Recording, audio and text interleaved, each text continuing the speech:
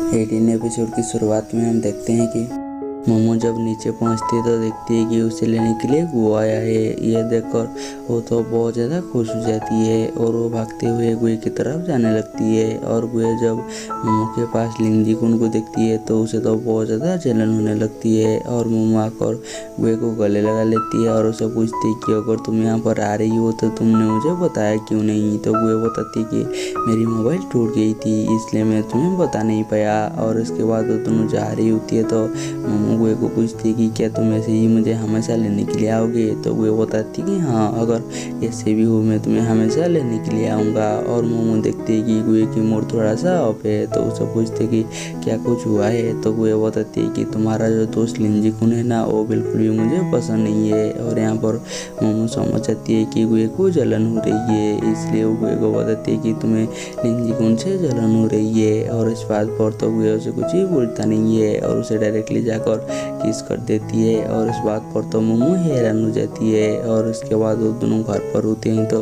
गुए मोमो के लिए rice noodle बनाती है, जो देखकर मोमो को तो बहुत ज़्यादा अच्छा लगती है। और वो दोनों एक साथ डिनर करते हैं और उसके बाद वो दोनों एक साथ बालकनी में खड़ा हुआ होती है। तो गुए अपने डैड के बारे में मोमो को बताने लगती है कि वो एक स्कल्पचर आर्टिस्ट है और वो बचपन से अपने पापा के साथ रहा है, इसलिए वो इतना शांत है। और यहाँ पर मोमो भी गुए को बताती है कि उस समर हॉलीडे में वो अपने घर जा रही है, जिस बात पर तो गुए थोड़ा सा अपसेट हो जाती है और वो अकेला क्या करेगा उसे समझ में नहीं आता, इसलिए वो भी डिसाइड करती है कि वो अपने घर जाएगी। तो मोमो बताती है कि वो अपने घर से जल्दी वापस आ जाएगा। तो गुए उसे कब आना है इसके बारे में पूछने लगती है, क्योंकि गुए को मोमो के बिना बिल्कुल भी अच्छा नहीं लगता था। और उसके बाद अगले दिन मोमो गुए को छोड़ने के लिए एयरपोर्ट में जाती है और यहाँ पर तो दोनों बहुत ज़्यादा अपसेट होते हैं। लेकिन गुए जैसे ही जाकर बोर्डिंग लाइन पर खड़ा होती है तो पीछे से मोमो उसे बुलाती है और उसे एक ब्लैंकेट देती है, जो देखकर गुए तो बहुत ज़्यादा खुश हो जाती है। और उसके बाद गुए अपने घर चल जाती है और मोमो भी आकर अपनी बस पर बैठ जाती है। और वो जैसे ही घर पहुंचती है तो पहले वो गुए को मैसेज करती है कि वो अपने घर पहुंच गई है और उसे बोलती है कि तुम अपने घर पहुँच कर मुझे मैसेज कर देना। तो भी वहाँ पर उसकी भाई आ जाती है और उसे खाने के लिए बुलाकर यहाँ से लेकर चली जाती है। और दूसरी तरह गुए जब मोमो की मैसेज को देखती है तो उसकी मैसेज पर उसे रिप्लाई करती है, जो देखकर मोमो तो बहुत ज़्यादा खुश हो जाती है। और वो अपनी खाने की टेबल का एक फ़ोटो लेकर वो गुए के पास भेज देती है। और उसे इतना खुश देखकर मोमो की डैड उसे पूछते कि तुम किससे बात कर रहे हो, लेकिन मोमो इसके बारे में अपने डैड को कुछ ही बोलता नहीं है। और दूसरी तरह गुए अपनी फैमिली के साथ डिनर कर रही होती है तो उसकी मम बातों ही बातों में मोमो की बात उठा देती है कि गुए और मोमो एक साथ रहते हैं और मोमो सच में बहुत ही अच्छी लड़की है। और एक बार जैसे ही गुए को डैड को पता चलती है कि गुए एक लड़की साथ रह रही है तो गुस्सा हो जाती है, क्योंकि उन्हें ऐसा लग रहा था कि लड़की की वजह से गुए अपनी पढ़ाई से डिस्ट्रैक्ट हो जाएगा, इसलिए वो तो काफ़ी गुस्सा हो जाती है। तो भी गुए बताती है कि मैं और मोमो रिलेशन में है। और इस बात पर तो गुए की मम काफ़ी खुश हो जाती है, लेकिन ये बात उसकी पापा को बिल्कुल भी अच्छा नहीं लगता। और दूसरी तरह मोमो अपने रूम पर होती है तो गुए उसे वीडियो कॉल करती है, लेकिन वो अपनी शक्ल नहीं दिखाती और बताती कि मेरी फेस इतनी खूबसूरत है कि तुम्हारा स्किन खराब हो जाएगा। तो अभी वहाँ पर मोमो की मम आ जाती है और उसे डांटने लगती है कि तुमने एक हफ्ते से अपने कपड़े धोए नहीं है। और एक बार जैसे ही गुए सुनती है तो मोमो के ऊपर काफ़ी हंसने लगती है और उससे बताती है कि तुम्हें ऐसे ही झूठ नहीं बोलना चाहिए। और उसके बाद न्यू ईयर आ जाती है तो मोमो न्यू ईयर पर बहुत ज़्यादा एक्साइटेड होती है, इसलिए वो गुए को कॉल करती है और वो चारों तरह से फायरवर्क की आवाज़ सुनाने लगती है। और यहाँ पर मोमो तो न्यू ईयर पर बहुत ज़्यादा खुश होती है। और उसके बाद गुए अपने डैड के साथ जा रही होती है तो वो फायरवर्क देखती है तो उसे मोमो के बारे में याद आने लगती है और वो सोचने लगती है कि मोमो फायरवर्क के टाइम पर कितना खुश थी। और इसके बाद छुट्टियाँ ख़त्म हो जाती है तो मोमो दोबारा से अपने हॉस्टल आ जाती है और उसे लेने के लिए गुए स्केटबोर्ड पर जाती है, जो देखकर मोमो तो काफ़ी इम्प्रेस हो जाती है और उसे बताती है कि तुम्हें कोई भी चीज़ सीखने में ज़्यादा टाइम नहीं लगता।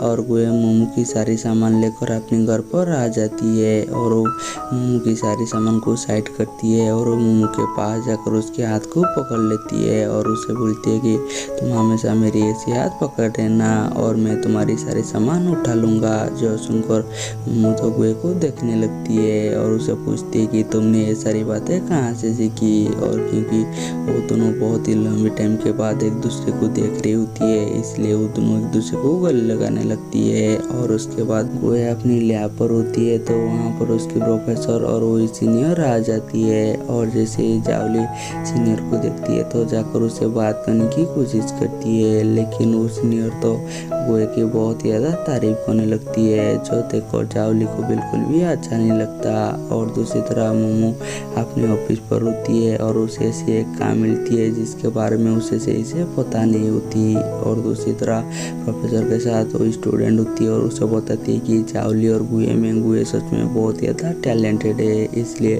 आपको इस एग्जाम को नहीं लेना चाहिए। लेकिन प्रोफेसर उसकी बात नहीं मानती।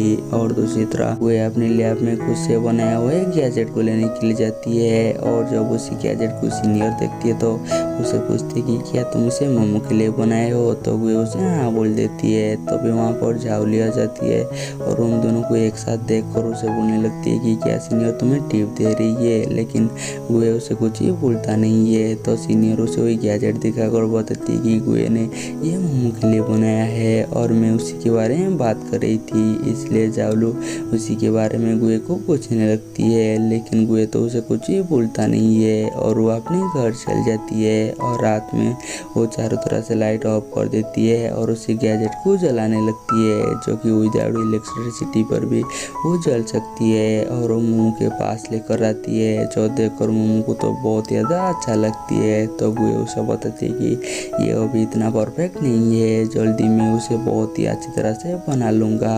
और उसके बाद वो सोफे पर बैठा हुआ होती है और मोमो का बाहर आने का इंतज़ार कर रही होती है। तो अभी वो देखती है कि मोमो एक काम को लेकर परेशान है, जो कि उसे आती है। इसलिए वो मोमो को मैसेज करती है कि तुम जिस काम को लेकर परेशान हो वो काम मुझे आती है। इसलिए मोमो अपनी काम को लेकर गुए के पास आ जाती है। तो गुए उसे बोलती है कि तुम बेड पर बैठकर इंतज़ार करो और जैसे ही काम खत्म होगा तो मैं तुम्हें बुला दूंगा।